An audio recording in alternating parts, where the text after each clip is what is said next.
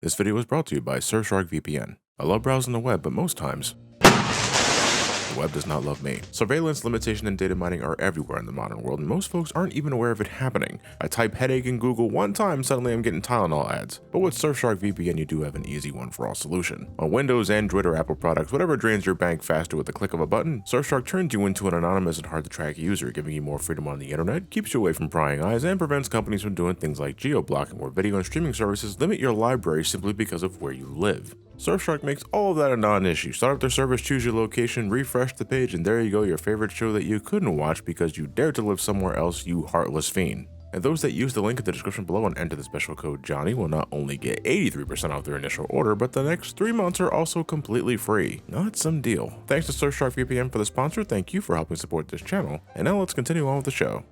Are you ready for round two?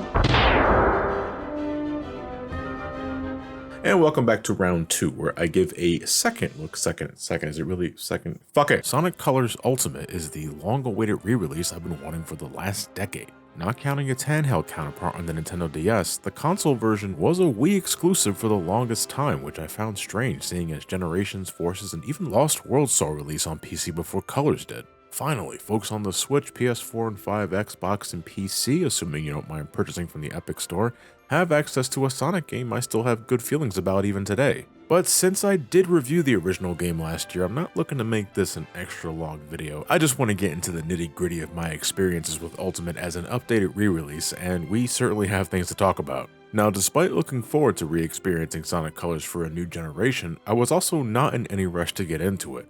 One, because when this came out, I just finished my last Sonic revisit and I was getting a little burnt out of the dude for the time. And 2, the shitstorm that was its original release. Reports of frequent crashing, save corruptions, visual and audio hiccups, most of that vitriolic response being aimed at the Switch version. On top of it only having half of the frame rate compared to the other consoles, it was, for lack of a better description, kind of broken. And don't worry, I won't be showing the intense seizure-inducing shit on here, because why would I do that? The game has been patched since then, thankfully, and since I don't really see anybody sharing any reality-shattering experiences in the game anymore, I guess that means it's nowhere near as bad as it used to be, no matter the version, but that could also mean the damage has already been done and folks have moved on to really give a shit about Sonic Colors Ultimate anymore.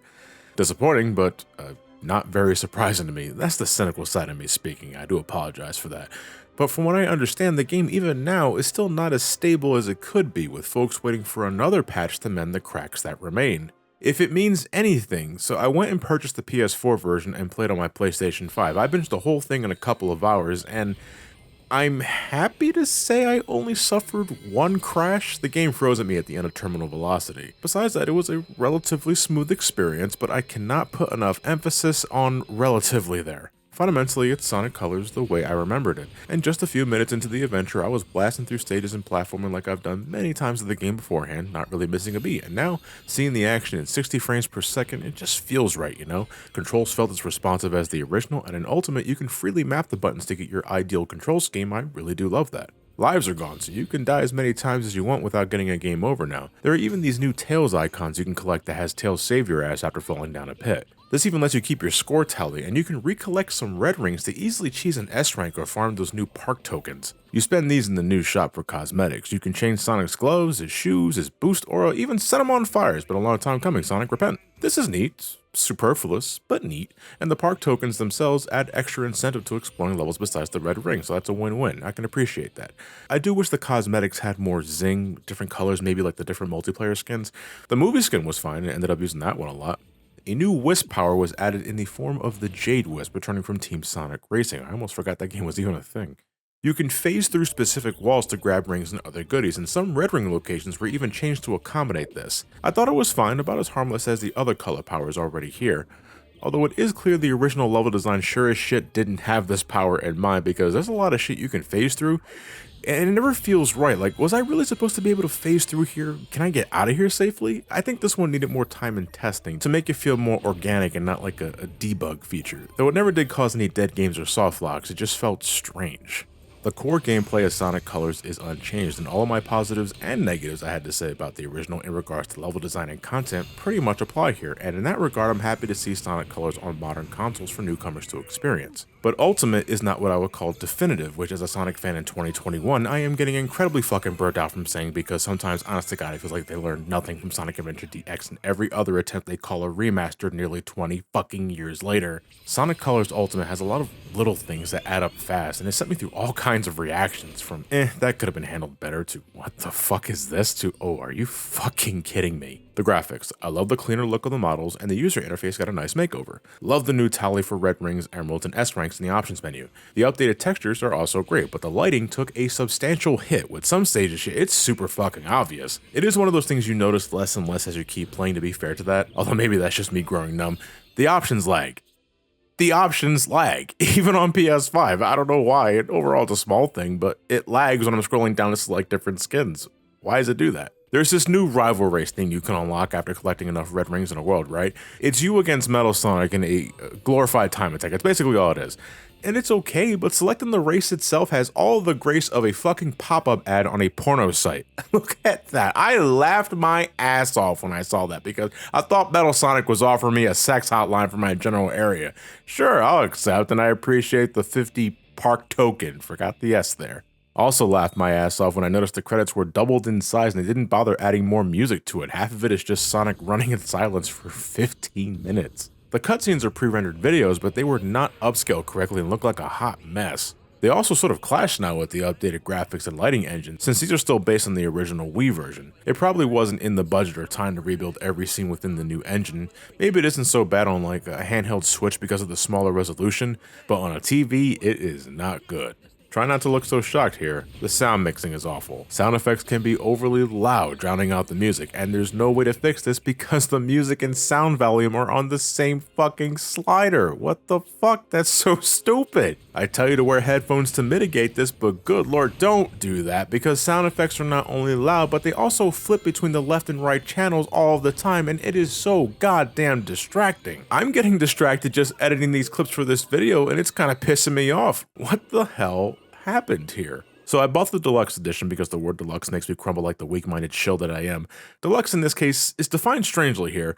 It gives you some movie icons for your profile picture and some exclusive cosmetics for Sonic. It also comes with a music pack, which, correct me if I'm wrong here, it's just the new remixed versions of Planet Wisp Act 1 through 3. And that's it, it's just those 3 songs for $5. They do not charge you for the other new songs for the record, so for these to be separated and sold for $5 seems incredibly skeevy, almost dare I say desperate to get as much money as they possibly can from unaware consumers.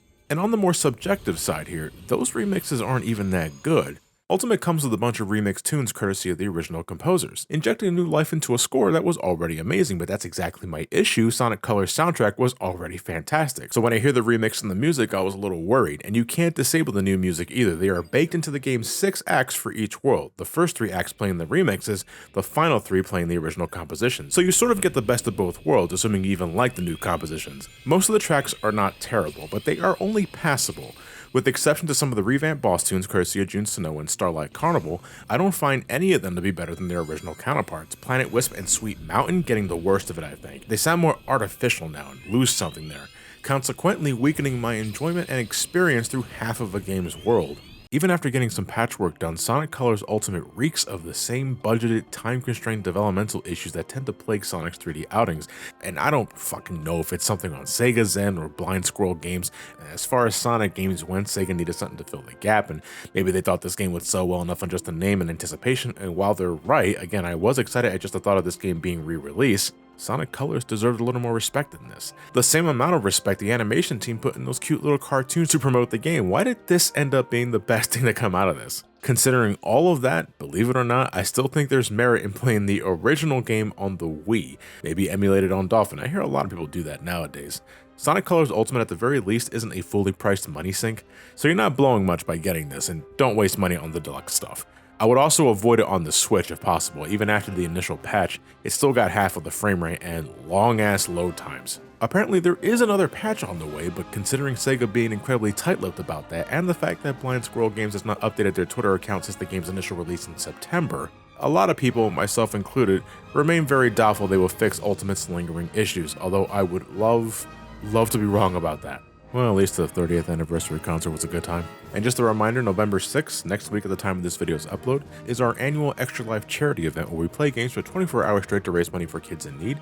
And this year it's Sonic themed, the super special Sonic Stream and Support Squad. You can catch the trailer here on the card up top. Get all the details there. It's going to be a good time, got some major prizes to give away and plenty of laughs to go around, I'm sure. And yeah, for those wondering, I really was just too lazy to get my usual cam and mic set up this time. I don't have my hat on, just parking my ass here in my live stream setup. I just didn't feel like doing it. But as always, thank you all for watching. Stay safe, wash your hands, wear a mask if you decide to go outside, get vaccinated if possible. Have yourselves a fantastic night, and take care.